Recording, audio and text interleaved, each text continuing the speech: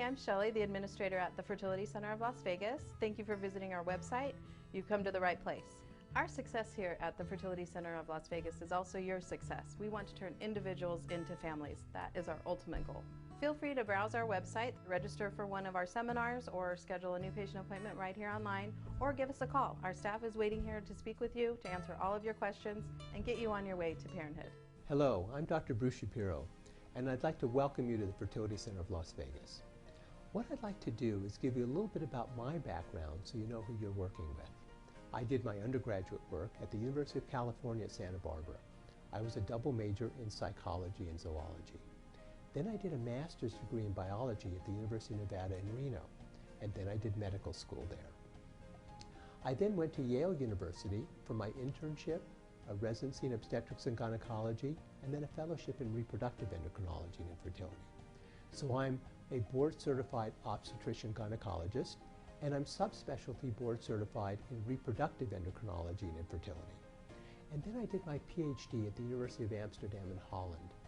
I was recruited by the University of Nevada School of Medicine to start the division of reproductive endocrinology and infertility, which I did back in 1988. And I've been here ever since.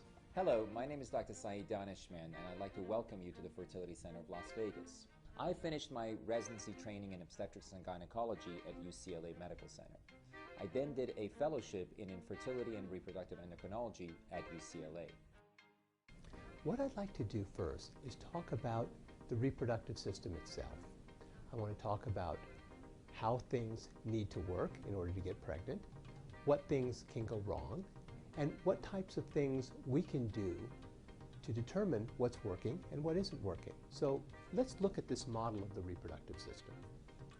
This is the vagina. This is the cervix, which is the portion of the uterus that projects into the vagina. This is the uterus. These are the tubes, and these are the ovaries. So in order to get pregnant, an adequate amount of sperm have to be placed in the vagina. The sperm swim through the cervix, up into the uterus, and then into the fallopian tubes. At the same time, an egg has to be released by the ovary, picked up by the end of the tube, and then propelled into the tubal lumen where fertilization occurs. The fertilized egg then begins to develop and then is returned back into the uterus for implantation and for the remainder of the pregnancy. Here at the Fertility Center, we do a lot of clinical research. Now, the purpose of clinical research is to make our techniques better and better. Without research, how can you improve? We take all of those things that we learn from our research and we apply them to you specifically. The research is geared towards improving pregnancy rates, especially in the field of in vitro fertilization. Because of our commitment to research and because of our clinical skills, we've been able to achieve one of the highest pregnancy rates in the country. Back in 1998, I brought blastocyst transfer here to Southern Nevada. Blastocyst transfer was only being done in a few places in Europe and one or two places in the United States at that time. Blastocyst transfer is a system where you let the embryo develop in the laboratory for 5 days instead of the previous 3 days. With the extra 2 days, we can identify the embryos most likely to be able to implant in the uterus. With this identification, we can put in fewer embryos and still maintain higher pregnancy rates, which is exactly what we did. And today, instead of putting in 3 or 4 embryos, we now put in 1 to 2 embryos. More and more fertility centers around the world are now utilizing the technology that we have pioneered in the area of embryo cryopreservation. This has been very gratifying to us and of course has led to high pregnancy rates utilizing in vitro fertilization. We first see you for a consultation, and during that consultation we're going to review all of your medical and surgical history. In the process of reviewing your medical history, we're going to find out a great deal of medical information about you. You're welcome to bring in your medical records or any fertility testing that you've done and performed in another center or with your OBGYN. During the time when you go through diagnostic testing, the majority of the test results are brought to you or given to you on the same day. One of the first tests that we perform during the diagnostic testing is called ovarian reserve testing. The test involves the following. We want you to call us with the first day of your full flow And then 1 or 2 days after your cycle, we're going to have you come into the office. We're going to obtain a blood test and an ultrasound. In the blood test, we're going to assess your hormone levels. These hormones are estradiol, FSH, progesterone, and LH. And as we talked about, the estradiol and the FSH is going to tell us about the quality of eggs in your ovaries. We're going to get the results to you the same afternoon. We're also going to perform an internal ultrasound and take a look at the number of immature eggs that you have in the ovaries. The number of antral follicles is a good representation of the total pool of eggs that you have remaining in the ovaries. And so this gives us a very good idea as to the quantity of eggs that you have left in the ovaries. The next thing we want to do is check out the lining of the uterus. The test that we do for the uterine cavity is called a sonohystogram. A sonohystogram is where we put water into the uterus, and at the same time we do an ultrasound. And the ultrasound can pick up anything that's projecting into the cavity that displaces the water. The lining of the uterus is where the embryo has to implant. If there is something inside the lining of the uterus that could prevent implantation, like polyps or fibroids, then implantation may be inhibited. Think of it as a flower bed where you throw seeds on the flower bed. The seeds that land on any rocks in the flower bed won't be able to touch the soil and germinate. And it's the same thing with the uterine cavity. The next thing we want to do is get a sperm count. And a sperm count is where we actually count the number of sperm, the number of moving sperm, and the number of sperm that actually appear normal. One of the most important parameters of the sperm analysis is the morphology or the shape of the sperm. Some sperm can be abnormally shaped, such as two-headed sperm or two-tailed sperm. These sperm have a reduced ability to fertilize an egg, and they typically can harbor abnormal chromosomes. And if these sperm get inside the egg, the embryo can become chromosomally abnormal and prevent normal fertilization and normal embryo development.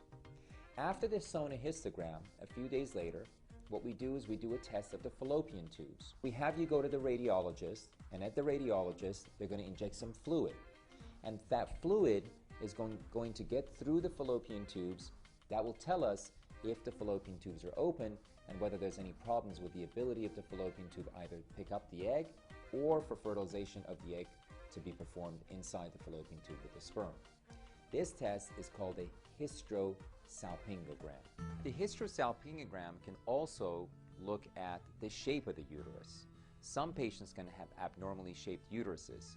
These are congenitally abnormal uteruses from birth, such as bicornuate uterus, unicornuate uterus, or uterine septum. In a bicornuate uterus, the uterus has two horns, so each small cavity of the uterus has a smaller volume to carry a pregnancy. Patients who have a bicornuate uterus have a higher risk of preterm delivery and preterm labor, and also a higher risk of miscarriage. What we can do is we can assess the volume of the cavity of a bicornuate uterus to determine the risk of a miscarriage and the risk of preterm labor and delivery. In a unicornuate uterus, there's only one horn to the uterus and only one fallopian tube. Again, in this particular instance, the volume of the uterus is smaller, and as such, there's a higher risk of problems such as preterm delivery and miscarriage. Some patients have a uterine septum. Some of these patients have recurrent miscarriages. These are consecutive pregnancy losses. With a uterine septum, imagine a wall that separates the uterus into two smaller cavities.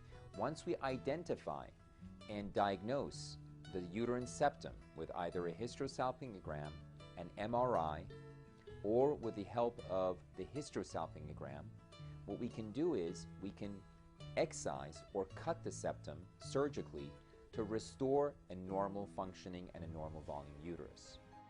Here at the Fertility Center of Las Vegas, we have a genetics institute, and we perform pre-implantation genetic screening and pre-implantation genetic diagnosis. Some embryos carry genetic mutations that can cause medical problems for the child in the future. These particular genetic mutations can be identified in the parents of the baby. Pre-implantation genetic screening can also be used for gender selection.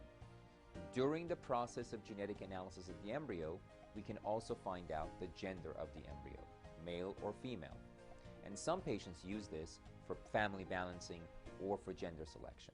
I'm Shelley Cochran. I'm Director of Public Relations here at the Fertility Center of Las Vegas. And I actually started working with Dr. Shapiro and Dr. Donishman in the year 2000. Science is the key factor in what we do. Advancing the science is what we're all about. Safety here at the Fertility Center of Las Vegas is about using that science to make procedures more effective, to make procedures safer, to make outcomes even better. Success is about babies. That's what we do every day here. We're about healthy babies. We're all about families at the Fertility Center of Las Vegas. The men and women who work here are just as dedicated as the doctors. Some of our staff members have gone through infertility treatment themselves, so they know what you're going through. You have such a good chance of completing your family with us. If that's your goal, we're one of the best places to do that, and we welcome you. Now, with all of these tests, we're going to sit down and we're going to determine for you what's working and what isn't working. Once we identify what isn't working, we're going to talk about what we can do to overcome those deficits so that we can make it much more likely that you're going to be able to conceive. Thank you. The Fertility Center of Las Vegas. It is conceivable.